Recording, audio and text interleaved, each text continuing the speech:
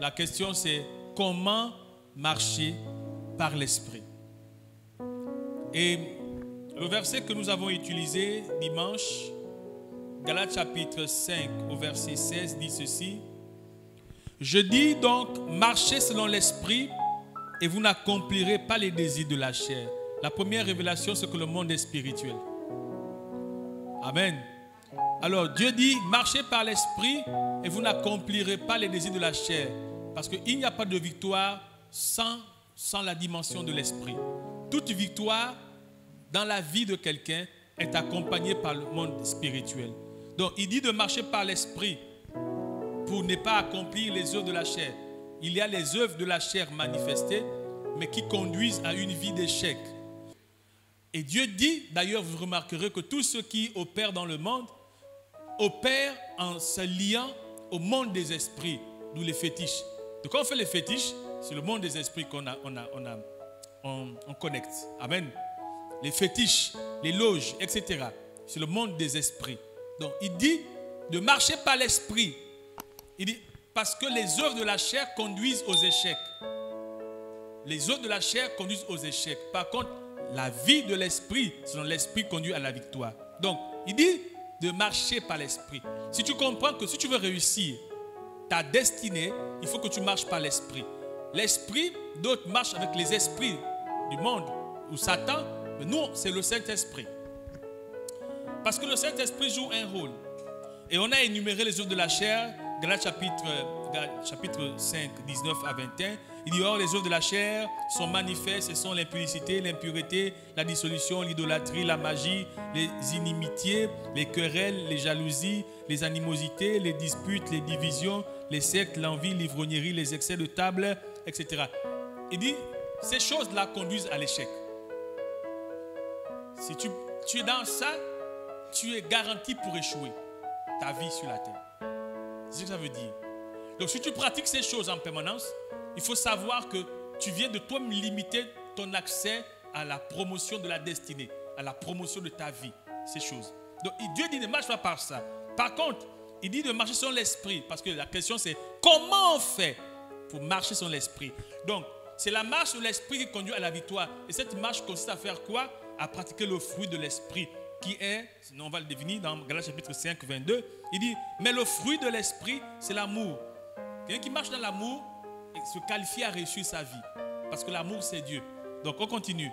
Il dit, c'est l'amour, la joie, la paix, la patience, la bonté, la bénédiction, la fidélité, la douceur, la tempérance. Il dit, toutes ces choses sont les valeurs de l'esprit et qu'en les pratiquant, nous mettons effectivement notre vie dans un domaine de réussite.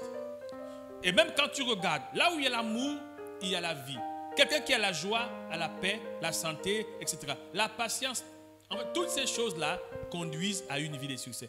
La question, c'est est-ce que c'est possible? Si oui, comment? Comment je peux marcher dans l'amour? Comment je peux marcher dans la paix, dans la joie? Comment je peux pratiquer ces choses-là? Comment? Donc, c'est important de savoir. Le comment voudrait dire de trouver les moyens qui permettent la faisabilité. Comprendre les moyens qui conduisent à cette capacité-là. Parce qu'en fait, si tu ne comprends pas comment pratiquer l'amour, il serait certainement fort possible que tu le fasses d'une mauvaise manière. Et tu sais, Jérémie 1,12 dit que Dieu ne veille que sur sa parole. Donc, la question de savoir comment on fait ça est importante. Comprendre déjà à quoi est-ce que ces choses, ou je veux dire, quelles sont les valeurs ajoutées, n'est-ce pas, en pratiquant ces choses dans notre vie, c'est très important. Alors, nous avons un modèle, c'est Jésus. Parce que Jésus a marché par l'esprit. Alors, je me suis posé une question de savoir. Comment Jésus a-t-il su qu'il fallait prier? Parce que si je te dis que pour marcher par l'esprit, il faut développer une vie de prière, la question c'est comment on fait pour prier dans ce sens? Alors, je me suis, par la grâce de Dieu, l'Esprit m'a amené à me poser la question de savoir qu'est-ce qui a amené Jésus à comprendre l'impériosité de l'Esprit dans sa vie. Qu'est-ce qui a amené Jésus à comprendre ça? Alors, dans le livre de Luc très tôt, Luc chapitre 2, 46, Jésus a fait quelque chose. Ou il a fait quelque chose très tôt. On va lire ensemble. On va lire ensemble. Alléluia. C'est en se posant les bonnes questions qu'on a des bonnes réponses. Qu'est-ce qui a amené Jésus à comprendre qu'il fallait qu'il prie? Et je me suis rendu compte que c'est vrai. Mon peuple périt faute de connaissance. Alors, je suis dans Luc chapitre 2, 46. J'y suis.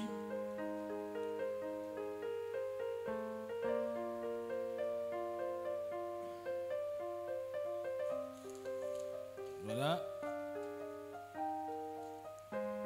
Ok. On nous dit que les parents de Jésus avaient une coutume. Ils allaient souvent au temple, aller offrir des sacrifices, aller adorer à Jérusalem. C'est que dans l'Ancien Testament, tout le monde allait au temple de Salomon pour aller adorer. Alors, ils sont allés en famille pour aller adorer, sauf que au retour, après 3 jours de marche, ils se sont rendus compte que Jésus n'était pas avec eux. Après 3 jours de marche, ils se sont rendus compte que Jésus n'était pas avec eux. D'aucuns pensaient que Jésus était allé jouer au billes, il était en train de jouer avec ses amis. Mais non, il faisait quelque chose.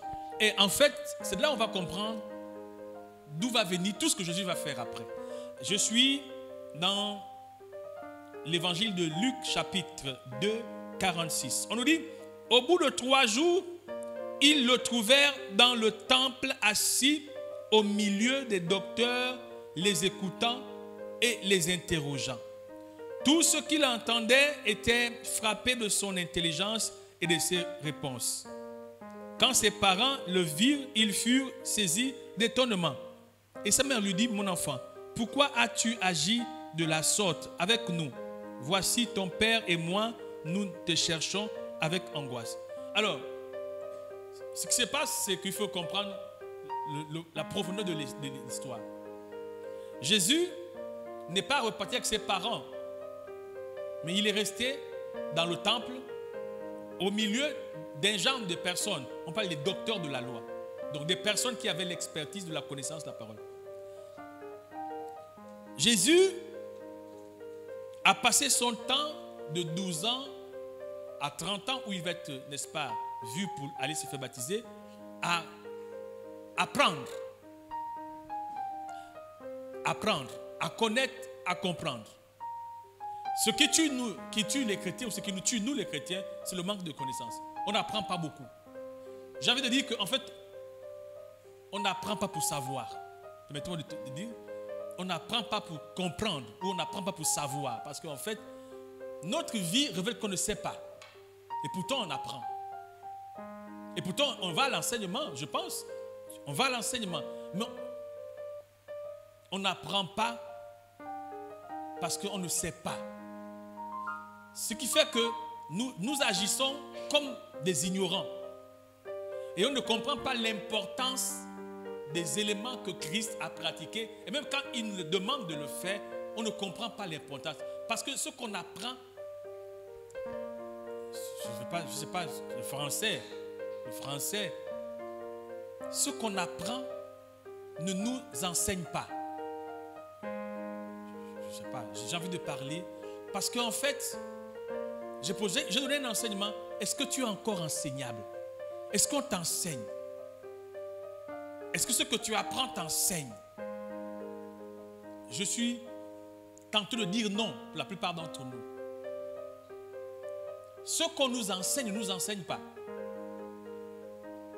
Ce qu'on nous apprend ne nous enseigne pas. Ou ce qu'on sait ne nous sert pas. Parce qu'en fait, le Saint-Esprit, et je l'ai dit, il n'y a pas de christianisme qui vaille sans le Saint-Esprit. Mais ça, tu le sais.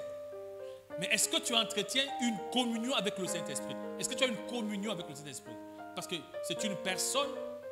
Et une personne, il doit y avoir un échange de communication.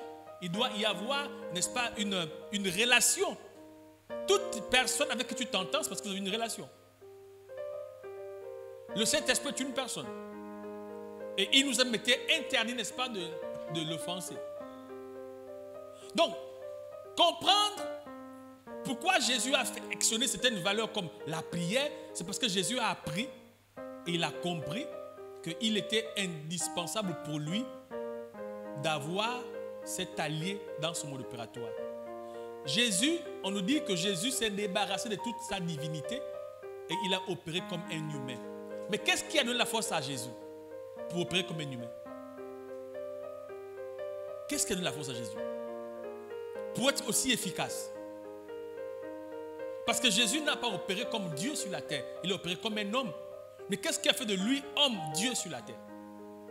Le Saint-Esprit.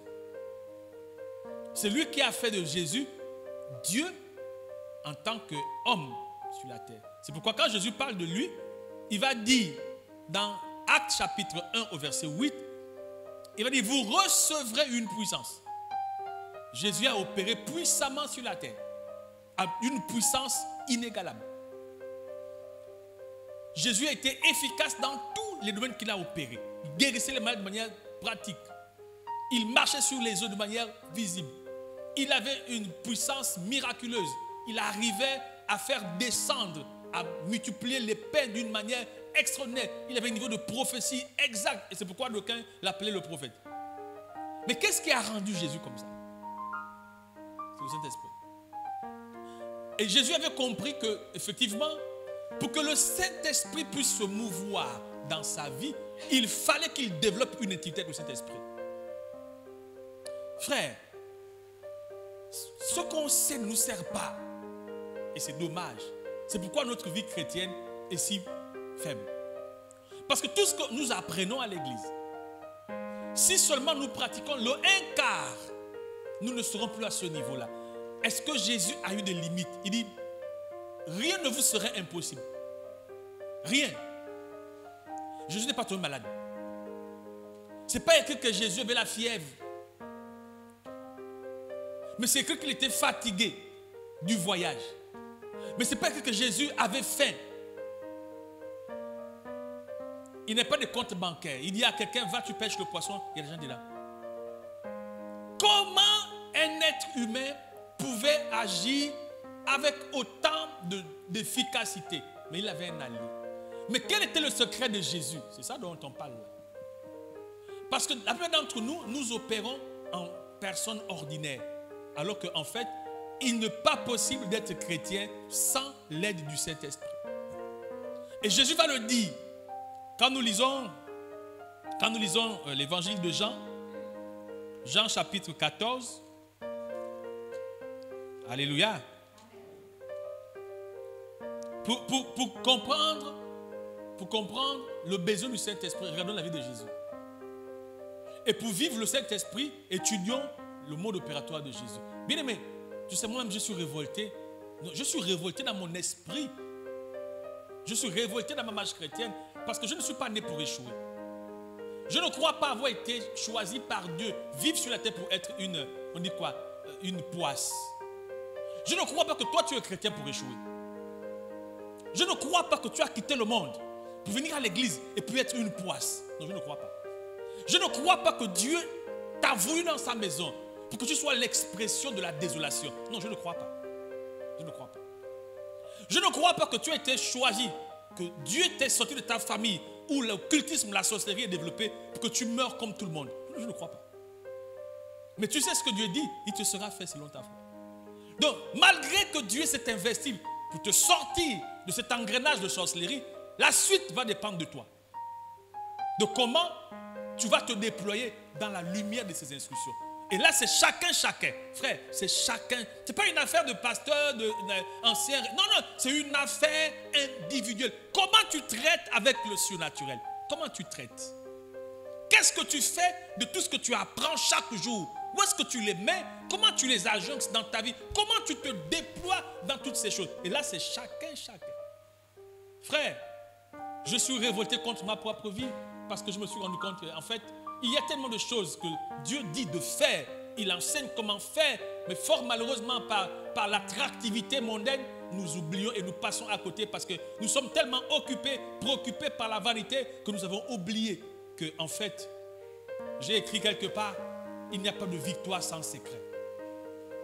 Il n'y a pas de victoire sans secret. Frère, les gens qui réussissent sont des secrets. Pendant que toi, tu ronfles comme un moteur Caterpillar diesel, quelqu'un est en méditation, en étude et en réflexion. Pendant que toi, tu manges mange et tu as un ventre bien rempli, quelqu'un dans les jeûnes et prières. Mon frère, réussir sa vie sur la terre, ce n'est pas de l'argumentation. Pendant que toi, tu ne veux pas faire, il y a des gens qui ont décidé de faire. Tu sais, une vie sans vision, c'est une vie sans révélation. C'est une vie sans direction. Quand tu marches sans savoir où tu pars, tu es perdu. Si tu n'aspires à rien, tu es perdu, tu vivras pour rien. Je ne sais pas, j'ai écrit quelque part. Vivre sans rien faire, c'est vivre sans rien. Vivre sans rien faire, c'est vivre sans rien. Mon frère, qu'est-ce que tu fais pour ton lendemain? Donc, Jésus a dit que Jean 14, 26, il dit, mais le consolateur, l'Esprit Saint que le Père enverra en mon nom, il vous enseignera, il vous enseignera toutes choses. Toutes choses, il vous enseignera. Jésus avait compris qu'il fallait conjuguer avec le Saint-Esprit. Si il voulait être, n'est-ce pas, à l'abri de l'ignorance, et il voulait être dans la dimension de connaissance d'exception. Il vous enseignera toutes choses. Toutes choses. Toutes choses. Il vous rappellera les choses secrètes. Frère, la vie, ce n'est pas de la plaisanterie. Le Saint-Esprit, je pense que je voudrais prendre peut-être une année, on parle du Saint-Esprit. Si tu dis, écoute-moi, il n'y a pas de croissance d'église sans le Saint-Esprit. Il n'y a pas de stabilité d'âme sans le Saint-Esprit. Il n'y a pas de croissance personnelle sans le Saint-Esprit. Il n'y a pas d'efficacité. Tu sais, nous tous on dit Jésus. Mais il y a des bouches consacrées. Mais une consécration n'est pas une expression. Une consécration. Dans consécration, il y a sacrifice. C'est-à-dire qu'il y a des gens, quand ils disent, quand ils chantent, que ton règne vienne, que ton règne vienne. Il y a des gens où c'est des paroles. Il y a des gens où c'est une onction qui sort. Quand il dit que ton règne vienne, mon frère, tout bouge. Même quand tu es assis, ton estomac, pourquoi? Il y a des gens qui chantent avec la voix. Il y a des gens qui chantent par l'Esprit de Dieu. Et si tu veux marquer dans le sens où tu veux que Dieu t'utilise, il faut le Saint-Esprit. Et là, il faut comprendre comment tu dois te lier à lui. C'est ça dont je vais parler tout à l'heure. Comment c'est lié à l'Esprit. Tu sais, moi, je ne crois pas que si je suis debout, c'est parce que je suis fort. Je ne crois pas. Tu sais, malgré tout, je connais, vous tous, je vous ai tous vus refroidis, découragés, démoralisés. Dieu sait pourquoi vous êtes même là pour la plupart. Parce que vous étiez des candidats au départ. À mon cœur ne donne pas, en ce moment, ceci. On est obligé de te tirer. Tellement on t'a tiré que tu es un peu blessé. En disant, mais il n'y a que quoi? Tu m'as tiré un jour. Tu venais à l'église, tu m'as appelé un jour. Le pasteur n'est pas là. Ah, le pasteur ne vient pas à l'église. Alors je prie pour le pasteur. Toi-même, est-ce que tu pries pour moi? Mais comment Dieu fait grâce que je sois debout? Je me suis assis. Tu sais, mon ami, si tu es pour le Saint-Esprit, tu es candidat à l'échec. Tu es candidat au christianisme à dents d'ici. Tu es candidat à un christianisme qui va s'arrêter quelque part, d'ici peu. C'est pas facile d'être chrétien, frère. C'est pas facile d'être chrétien. Le christianisme, c'est pas facile. Si tu n'as pas cette culture, si l'esprit ne t'aide pas, c'est pourquoi dans Romains, on va lire Romains, on va revenir sur Jean. Alors on va rapidement lire Romains chapitre 8.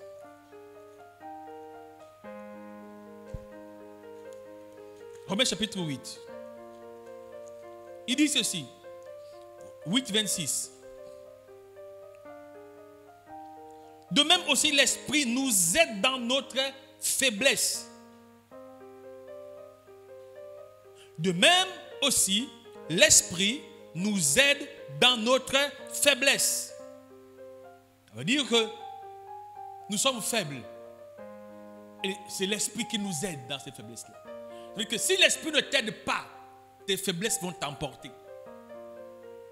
Pour que tes faiblesses ne t'emportent pas, tu as besoin d'aide. Mais Dieu dit, nous sommes faibles.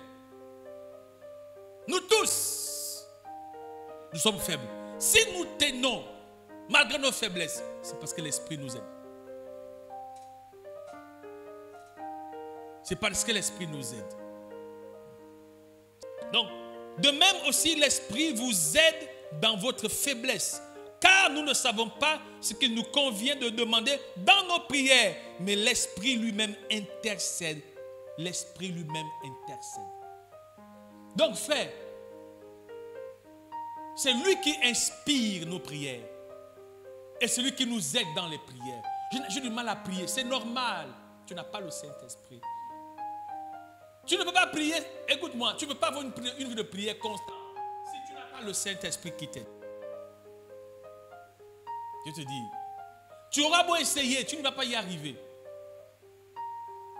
Tu auras beau essayer. Tu ne vas pas y arriver. Combien de gens me disent, tu sais, et puis, une vie de prière victorieuse se voit par des fruits dans ton mode opératoire. Quand tu es un chrétien qui vraiment prie d'une manière selon le standard de Dieu, ça se voit par ta nature, ton mode opératoire. Quelqu'un dit Amen. Alléluia. Oui, oui, Christ Jésus. Notre fébrilité n'est pas due à notre mauvaise volonté. Ce n'est pas toi que tu as une mauvaise volonté, mais tu ne peux pas être un chrétien efficace sans le Saint-Esprit. Tu peux vouloir, mais pas pouvoir. Parce que pouvoir vient de l'Esprit. Tu peux pouvoir, mais pas vouloir. Donc, une des choses qui nous amène à comprendre ce que Jésus s'est assis pour comprendre. Est-ce que tu comprends l'importance du Saint-Esprit? Et on a souvent dit ici que ce que l'homme a compris qui change sa vie. Est-ce que tu comprends le besoin du Saint-Esprit dans ta vie? Non. Regarde. Ce qui a de la valeur pour toi reste dans ton cœur. Et tu gardes ça jalousement. Personne n'ignore qu'il a une maison quand il en a construit une. Personne n'ignore qu'il a une voiture quand il en a acheté une. S'il ignore, c'est qu'il est malade. Il a les oublis. C'est fini pour lui. Mais tous ceux qui ont eu à posséder des choses de valeur ne les oublie pas. Même quand les choses sont gaspillées après, ils s'en souviennent. Donc, comprendre est nécessaire avant d'agir. Donc, en suivant la démarche de Jésus, Jésus avait 12 ans. Est-ce qu'à 12 ans, on s'est prié? Est-ce qu'à 12 ans, on s'est jeûné? Dire que pour que l'Esprit soit en toi, il faut vivre de prière, oui, mais c'est une demi-vérité. Est-ce que tu comprends pourquoi tu pries? Est-ce que tu comprends comment tu dois prier? Parce qu'en fait, le Saint-Esprit en toi, quel est son apport dans ta vie? Donc, ce qu'il faut faire, c'est de comprendre l'apport de l'Esprit dans ta vie pour chercher à l'affectionner. Tu sais, quand tu veux être ami d'un riche, c'est parce que tu sais qu'il pourra t'aider à n'importe quel moment. L'ami, regarde, l'amitié avec un pauvre ne se cherche pas. Mais l'amitié avec un riche se cherche. Parce qu'il y a des amis que tu dois avoir dans la vie. Il y a des amis que toi tu vas donner, et puis il y a des amis qui doivent te donner. Tu sais, tu dois avoir un genre d'amis. Même Jésus avait un genre d'amis. Quand Jésus est mort, qui a pris son corps pour aller enterrer? Ce n'est pas un apôtre qui allait prendre son corps. Dans la vie, il faut que tu aies un genre d'amis. J'ai dit quoi? Oui. Il y a des amis qu'il faut avoir. Et puis il y a des amitiés qu'il faut préserver. Tu sais, quand tu as faim, ce n'est pas un ami pauvre qui va t'aider. C'est un ami riche qui va t'aider. Donc, il faut que tu aies des amis riches aussi. Mais tu sais, il y a des amitiés qu'on cherche. Et puis, il y a des amitiés qui te cherchent. Les amitiés qui te cherchent, c'est des amitiés où c'est toi qui donnes. C'est comme les parents. Tu sais, tous les parents ne sont pas attachés à tous les parents. Il y a des parents, il y a des parents et parents. Il y a des parents qu'on fuit et puis des parents qu'on s'attache. Mais les parents avec qui on s'attache, c'est des parents en général qu'on sait qu'ils peuvent répondre dans notre vie. Je ne sais pas si j'ai quelque chose de dire ce soir. Il y a des amitiés qui vont te chercher. Donc, il y a des gens qui vont vouloir être amis à toi. Parce qu'ils ont vu en toi des faveurs, que tu es capable de répondre à leurs préoccupations.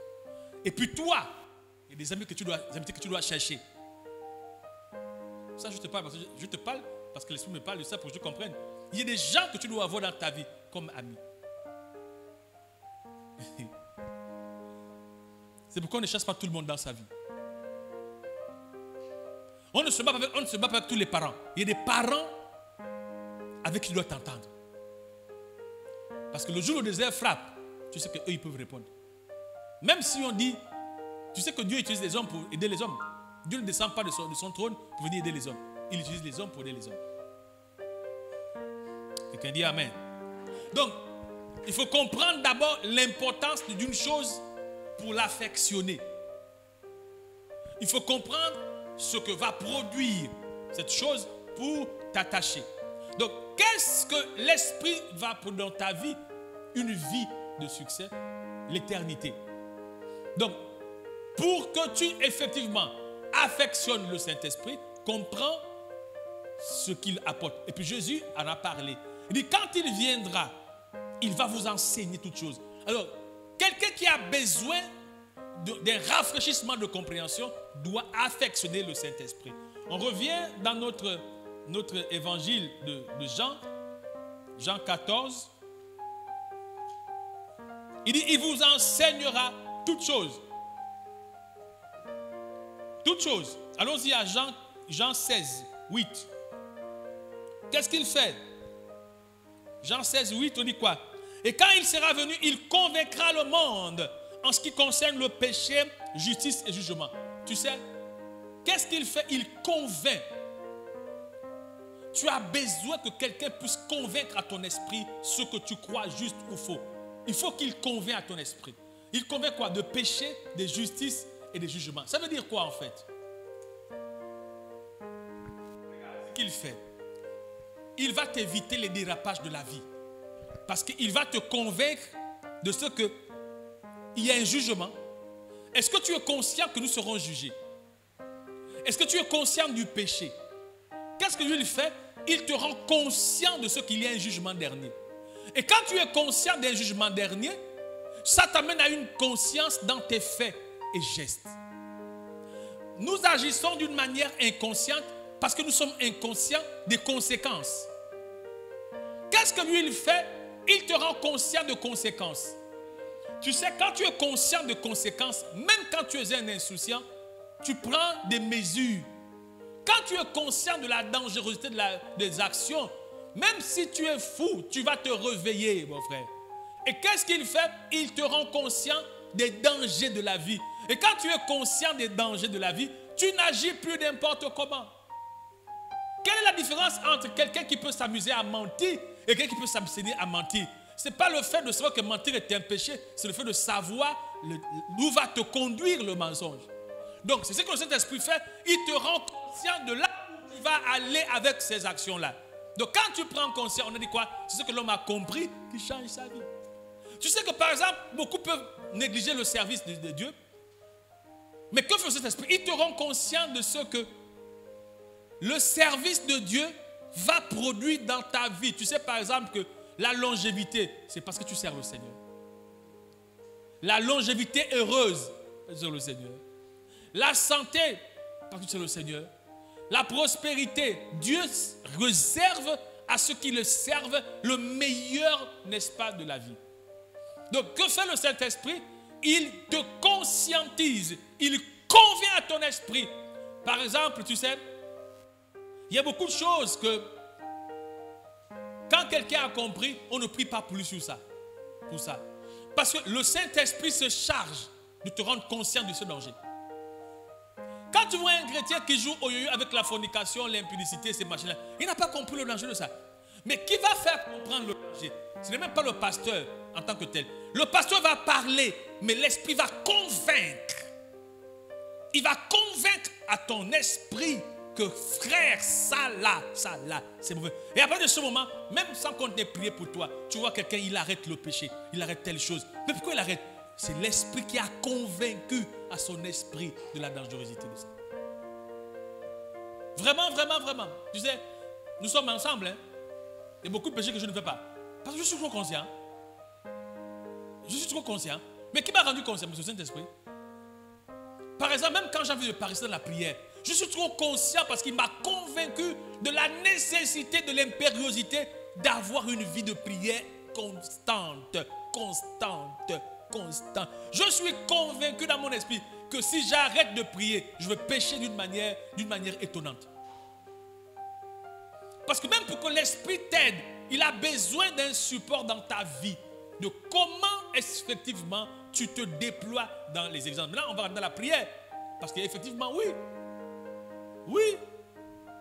En regardant le ministère de Jésus, qu'est-ce que Jésus a fait avec insistance? La prière. La prière. C'est la chose que Jésus a faite. On dit qu'il dormait à la montagne. Tu sais, quand on parle de montagne, montagne fait référence à la prière. Montagne de prière. Prière. La montagne. On dit que Jésus dormait à la montagne. Jésus avait une communion de prière vraiment pas possible. Il priait tellement que effectivement, Jésus avait un mode opératoire de vainqueur, mon frère. Et je reviens là-dessus. Frère, c'est l'esprit qui convainc de conformité. Tu sais, tu peux marcher d'une manière selon tes inspirations. Mais quand l'esprit t'a convaincu, tu ne marches plus selon toi, tu marches maintenant selon lui. Tous ceux qui étaient convaincus par l'esprit sont devenus des hommes spirituels. Parce que l'esprit de Dieu, il convainc à notre esprit.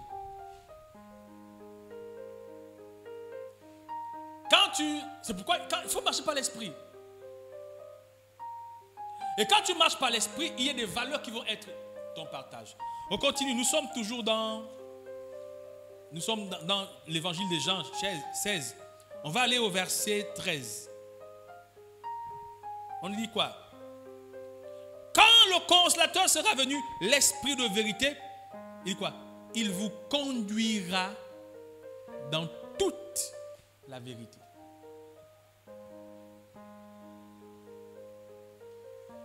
Tu sais, quand tu as le Saint-Esprit, tu n'es pas corrompu. Tu n'es pas corrompu. Par exemple, je vois quelquefois les chrétiens se fâcher quand ils ne sont pas exaucés. Ils disent non, je prie, depuis je prie. Et il y en a même qui sont audacieux, qui disent non, et pourtant je donne ma dîme, mon offrande, mais je ne vois rien. Tu sais ce que ça veut dire? Que je regrette même d'avoir donné ma dîme, mon offrande. Parce que si tu dis que non, je donne ma dîme, mon offrande, je ne vois rien, et pourtant je prie, tout ça, c'est que tu te dis, je regrette d'avoir donné ma dîme, mon offrande, parce que je ne vois rien. Tu sais ce que Dieu dit? Alors, prends ta Bible, Ésaïe 59. Tu sais, le problème, ce n'est pas Dieu. Le problème, ce n'est pas Dieu. Quelqu'un a la page? Est-ce qu'il y a un bienheureux qui a une Bible ce soir? Je ne suis pas sûr. Comment tu viens à l'enseignement sans Bible? On peut désigner pour lire.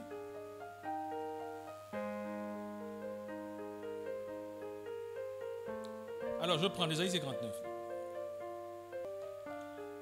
À part du premier verset. Non, la main de l'Éternel n'est pas trop courte pour sauver, ni son oreille trop dure pour entendre. Mais ce sont nos crimes qui mettent une séparation entre vous et votre Dieu. Ce sont vos péchés qui vous cachent sa face et l'empêchent de vous écouter. Car vos mains sont souillées de sang et vos doigts de crime. Vos lèvres profèrent le mensonge. Votre langue fait entendre l'iniquité. Maintenant au verset 4, c'est là où c'est intéressant. Il dit, nul ne se plaint avec justice. Ça, il dit que ensuite, il dit que nul ne plaint avec droiture. Ils s'appuient sur des choses vaines et disent des faussetés. Ils s'appuient sur des choses vaines et disent des faussetés. Il dit, nul ne se plaint avec justice. C'est-à-dire qu'on dit, oh, ma vie, c'est pas là, tout ça, machin. Tu sais que c'est pas faute de Dieu. Tu sais ce que tu fais qui est interdit. Okay. Donc, il dit que nul ne se plaint avec justice. Donc, quand tu vois ça ne marche pas, c'est que pose-toi la question, qu'est-ce que tu ne fais pas? Ou qu'est-ce que tu fais qui est interdit, que tu dois arrêter pour que ça change? Donc, tu dois te poser la question. Donc, c'est très important. Quelqu'un dit Amen. Repartons dans l'évangile des gens. Il dit quoi? Il dit l'esprit de vérité. Donc l'esprit te convainc de la vérité. Tu ne peux pas être avec le Saint-Esprit et puis être injuste. Quand l'esprit est en toi, il te convainc dans la vérité. Ça veut dire que tu ne peux pas être un tripatouilleur, un tricheur et puis un menteur. Ça veut dire que en toi, il y a une certaine justice. Où quand quelqu'un a tort, il a tort. Même quand ton enfant a tort devant l'enfant de l'autre, tu incrimines ton enfant, tu as tort. Parce que tu sais, souvent, nous les parents, notre enfant, même s'il a tort, on dit qu'il a raison. Mais quand l'Esprit de Dieu est en toi, tu marches dans la vérité. Cette vérité conduit à la justice. C'est important. C'est pourquoi, quand tu comprends toutes ces choses dans ta vie, que doit produire le Saint-Esprit dans ta vie, à partir de ce moment, tu affectionnes le Saint-Esprit. Et comme on a dit, pour comprendre, effectivement, l'impérialité de l'Esprit, ou comment Jésus a cultivé une alliance avec l'Esprit, regarde ce que Jésus faisait tout le temps, la prière. Maintenant, allons-y dans la prière. Parce que pour comprendre l'impérialité de l'Esprit, regarde Jésus. Jésus savait, après avoir étudié, que pour réussir le ministère, quand vous lisez, on va lire Luc 4.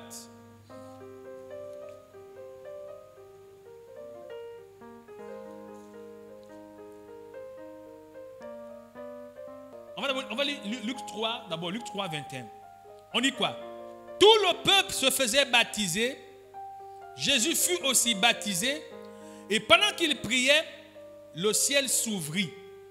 Et l'Esprit descendit sur lui sous une forme corporelle, comme une colombe. Et une voix se fit entendre du ciel ces paroles. Tu es mon fils bien-aimé, en toi j'ai mis toute mon affection. Tu sais, j'ai bien aimé cette parole-là. Beaucoup négligent le baptême, n'est-ce pas? Pendant le baptême, on prie. N'est-ce pas? On dit quoi?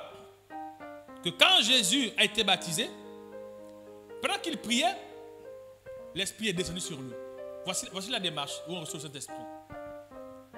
Normalement, tout chrétien, après avoir été baptisé, a reçu le Saint-Esprit. On nous dit quoi? C'est là où on dit que des paroles sortent sur la destinée de la personne. Dieu dit de Jésus, tu es mon fils bien-aimé. En toi, je mets toute mon affection. Et la suite, c'est quoi? On va au verset 4. Au chapitre 4. On va au chapitre 4. On dit quoi? Jésus, rempli du Saint-Esprit, revint du Jourdain où il fut conduit par l'Esprit dans le désert. Qu'est-ce qui s'est passé? Jésus était rempli de l'Esprit. Il a pas été rempli, il fait quoi? Conduit par l'Esprit. Il a rejoint le désert, il a prié, Dieu a parlé sur sa vie, rempli de l'Esprit, conduit. Que fait l'Esprit? Conduit. L'Esprit te conduit. Tu sais, dans nos choix, on fait beaucoup de mauvais choix, hein, et puis on regrette. C'est parce que tu as fait tes choix. Tu n'as pas été conduit par l'Esprit. Tu sais qu'on peut dire que le choix de Judas était un mauvais choix. Non, c'était un choix divin. Donc Judas était un choix divin. C'était un élu, Judas. Choisi par révélation. S'il te plaît. La révélation. Ce qui a tué Jésus, c'est le sacrifice. C'est le fait qu'il se sacrifie. Pas parce qu'il a trahi Jésus. Ce qui a tué Judas, c'est le sacrifice. C'est le fait de s'être sacrifié. Pas parce qu'il a trahi Jésus. La trahison faisait partie du plan, mais pas le sacrifice. Le sacrifice, parce que Jésus dit que si quelqu'un détruit le temple, Dieu aussi le détruit. C'est ce qu'il a fait perdre. Alléluia. Amen. Donc, Jésus va faire quoi? Il va prier beaucoup. Prier beaucoup. Pour être quoi? Fortifié par l'Esprit. Fortifié par l'Esprit. Même quand il est dans le jardin de Gethsemane, Jésus, son esprit va s'attrister, mais il va prier. Et ensuite, sur quoi? Il va être fortifié. C'est important de comprendre pourquoi. Parce que, bien aimé en Christ Jésus, quand tu ne comprends pas l'importance du Saint-Esprit dans ta vie, tu ne peux pas comprendre l'importance de la prière. La prière constante. Tu sais pourquoi tu ne pries pas tout le temps? Parce que tu ne sais pas ce que va produire la prière dans ta vie. Pourquoi un chrétien doit-il souvent prier? Parce que le Saint-Esprit a besoin de que tu pries. Tu as besoin que tu pries. Donc pour que l'esprit soit en mouvement, pour marcher par l'esprit, il faut que tu aies une vie de prière constante. Si tu arrêtes de prier, alors tu marcheras par la vue et par ton être intérieur, par ton esprit humain. Si tu veux marcher par l'esprit, il faut que tu aies une vie de prière. Les gens qui prient régulièrement, par exemple aujourd'hui, la prière en langue n'est plus pratiquée par les chrétiens. Mais la Bible dit que celui qui parle en langue, il mystérise l'environnement. Il prophétise. Mais qui entend l'esprit? On dit que quand le baptême de l'esprit est en toi, tu parles en langue. Maintenant, il faut savoir on peut avoir l'esprit de Dieu en nous parce qu'il y a la présence de l'esprit et la puissance de l'esprit. Jésus, au commencement, dans Luc 4, il était rempli et conduit. Et je pense qu'au verset 13 de Luc, Jésus est rempli de la puissance de l'esprit. Donc, on peut avoir l'esprit pour être conduit. C'est une dimension. Et l'esprit de Dieu ou la puissance de l'esprit, c'est une autre dimension. Donc, mais qu'est-ce qui s'est passé? Jésus a été éprouvé avant qu'il n'ait la puissance de l'esprit. Il a été baptisé pour avoir l'esprit. Mais pour avoir la puissance, il a été éprouvé. Donc, c'est de l'épreuve que viendra la puissance de l'esprit. Et c'est du baptême que viendra la présence de l'esprit. Tu vois, la présence de l'esprit est différente de la puissance de l'esprit. La présence de l'esprit peut te conduire et la puissance te donne des victoires dans la marche. Amen. On peut avoir l'esprit et avoir une certaine sagesse de l'esprit. Parce qu'on parle de l'esprit comme esprit de sagesse, de conseil, de tout ça là. Je pense dans Ésaïe, je ne sais pas si c'est l'Ésaïe 11 ou 2. On va regarder un peu rapidement. Alléluia. Quelqu'un est avec moi ce soir? Tu es trop calme, mais ton calme me fait peur. Quand je te vois calme comme ça, c'est que soit tu n'es plus là, peut-être que tu as voyagé, ou bien tu es trop concentré, ou bien tu te remets en question.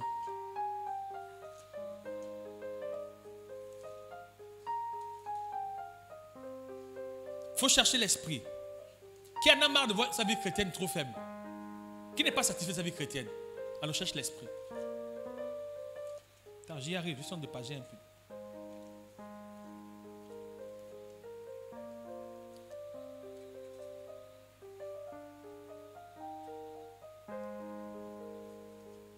Ésaïe 11, je pense.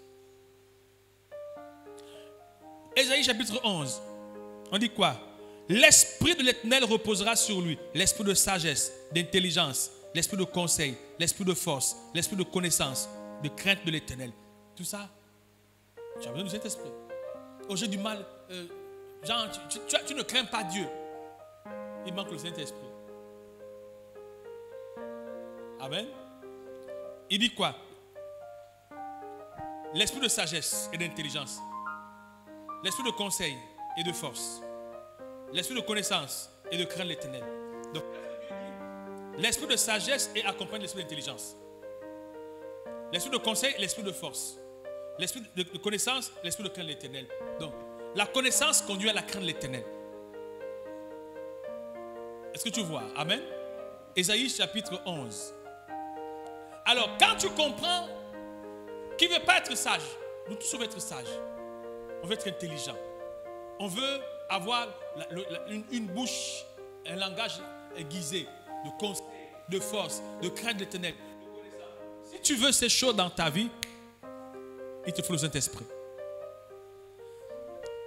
En fait, quand Jésus dit dans Matthieu chapitre 5, je pense, il dit que nous sommes la lumière du monde. Mais il parle de quoi en fait? Je pense Matthieu 5, 14. Il dit nous sommes la lumière du monde. Au verset 13, il dit nous sommes le sel de la terre, la lumière du monde. Mais en fait, qu'est-ce que Dieu veut dire? C'est-à-dire que nous sommes conduits par l'Esprit afin de manifester une sagesse supérieure, une intelligence supérieure, un conseil. C'est-à-dire que quand tu te mets à parler aux gens pour dire des conseils, les gens sont souvent surpris. Ah, ils trouvent ça où? C'est l'Esprit qui fait ça. Donc quand il dit que nous sommes la lumière du monde, c'est que nous montrons au monde ce niveau de sagesse, d'intelligence qu'on acquiert par l'école. La lumière éclaire et montre. La lumière permet à ce que les faiblesses soient révélées. C'est par la lumière qu'on sait que là, c'est comme ci, là, c'est comme ça. Mais c'est à cela que nous servons, nous chrétiens. Mais on ne peut pas le faire si l'esprit-là n'est pas en nous pour le manifester. Et même pour l'Église, autant que nous sommes, nous n'affectionnons pas beaucoup le Saint-Esprit. Maintenant, je veux ouvrir un pas. Est-ce que tu aimes le Seigneur? Parce que l'amour du Seigneur te confère son esprit. Jésus aimait le Père. C'est pourquoi le Père lui donne l'esprit. Alors aimer Dieu, dans l'affection de Dieu, tu auras comme héritage le Saint-Esprit. Parce que c'est Dieu qui donne l'esprit. C'est l'esprit de Dieu. On dit souvent l'esprit de Dieu. C'est Dieu qui donne l'esprit d'un. Mais Dieu te donne l'esprit pourquoi? Parce que tu aimes le Seigneur. Maintenant, il y a le fait que, parce que même dans le baptême, dans tout ce que tu veux, il y en a qui se baptisent, on ne voit pas le fruit du baptême. Parce que pour eux, c'est juste on dit quoi? Une formalité, voilà. Une simple formalité. Mais ce n'est pas le fruit de l'amour du Seigneur. Jésus aimait le Père. Vraiment.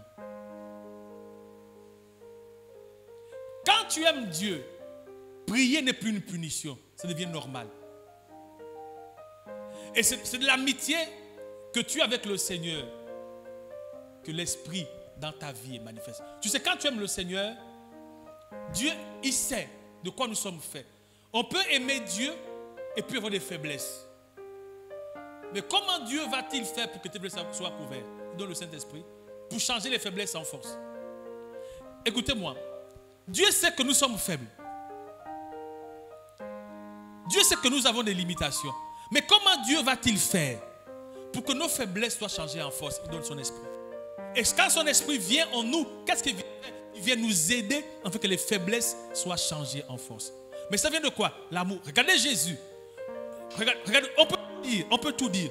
L'amour de Christ, l'amour que Jésus avait pour le Père, a fait que le Seigneur réponde par l'Esprit dans sa vie. Je me suis rendu compte, si tu aimes le Seigneur, tu auras le Saint-Esprit en mouvement dans ta vie. Tu auras le Saint-Esprit en mouvement dans ta vie. Il faut vraiment aimer le Seigneur. C'est pourquoi il a fait le Saint commandement, Matthieu chapitre 22, 37. Il dit, tu aimeras l'Éternel de tout ton cœur, toute ton âme, toute ta pensée, de toutes tes forces. Jésus a aimé le Père. Vraiment. Et quand vous lisez l'évangile de Jean, il dit que si tu as vu le Père, tu m'as vu. Il est venu refléter le Père, révéler le Père, faire connaître le Père, obéir au Père, jusqu'à... Et ça a eu quoi comme conséquence? Le Père l'a élevé. Mais Jésus marchait d'une manière victorieuse. Je ne sais pas si tu aimes le Seigneur. Est-ce que tu aimes vraiment le Père? Est-ce que tu aimes vraiment le Père? Je ne sais pas. Est-ce que tu aimes le Seigneur vraiment? Jusqu'où es-tu prêt à aller pour Dieu? Jusqu'où? Est-ce que tu aimes le Père?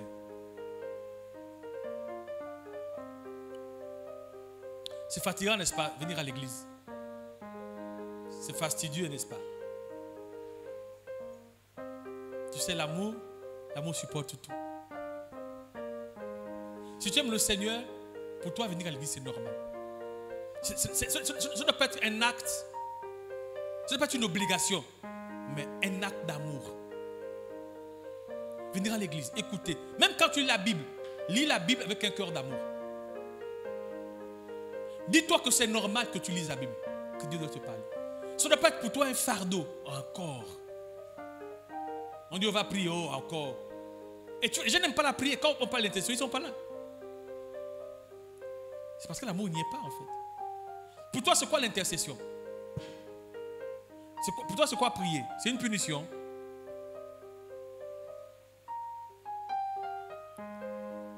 Vraiment, l'amour du Seigneur a disparu.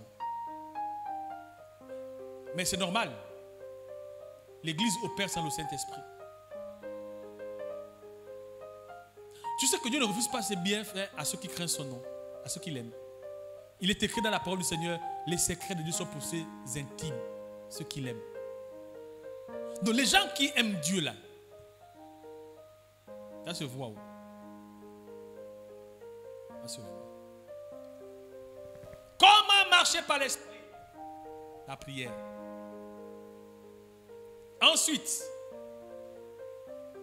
j'ai envie de dire que la marche par l'esprit conduit à une vie douloureuse. Ça, c'est ma définition. Il faut écrire. La marche par l'esprit conduit à une vie douloureuse.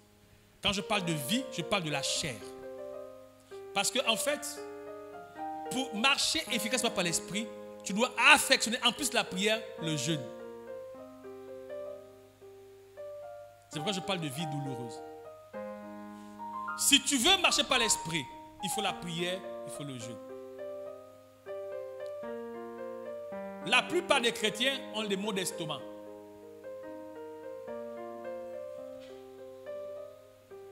C'est pourquoi ils ont un problème de marche avec l'esprit. Dès qu'on parle des jeûnes, quelqu'un voit ses médicaments. Je prends les médicaments tous les midis.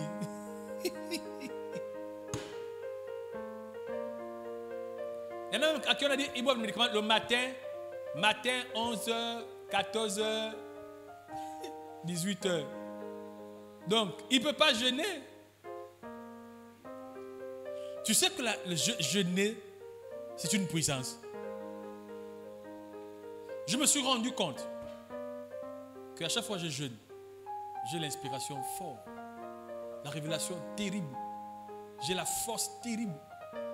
Mais jeûner n'est pas facile. C'est pas facile. Tu sais pourquoi nos ministères ne sont pas impactants? Parce que nous jeûnons très peu.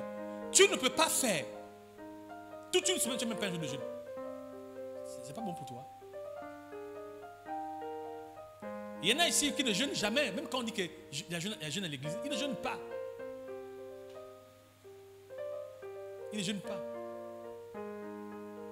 Je veux parler aux serviteurs, aux servantes. Je te dis, tu n'iras pas loin si tu n'as pas une culture de jeûne et prière. Il y a des démons qui ne partent pas parce que tu as parlé en langue. C'est parce que tu as jeûné et puis tu pries. Donc il y aura dans ta vie un genre de maladie parce que tu ne jeûnes pas. Il y a des démons qui ne partiront pas tant que tu n'as pas une culture de jeûne dans ton esprit. Car il y a des esprits qui ne partent que par la prière, que par le jeûne et la prière. Donc, il y a des démons dans ta vie qui vont partir que parce que tu affectionnes le jeûne et la prière dans ta vie. Il y a des maladies qui ne pourront pas se développer dans ton corps. Parce que tu vis de jeûne et de prière. Tu sais, il y a des gens qui, mon ami, qui se privent de manger des plaisirs de la vie. Je te dis qu'il n'y a pas de victoire sans secret. Il faut écrire ça. Il n'y a pas de victoire sans secret. La bonne santé, il y a un prix à payer.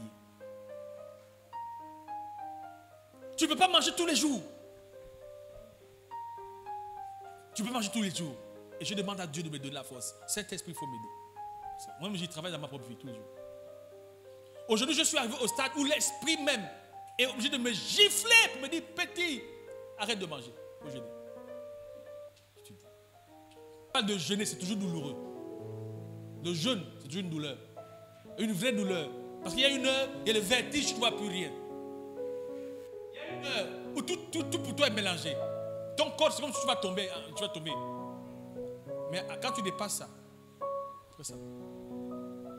Le premier jour, c'est difficile. Le deuxième jour, c'est moins difficile.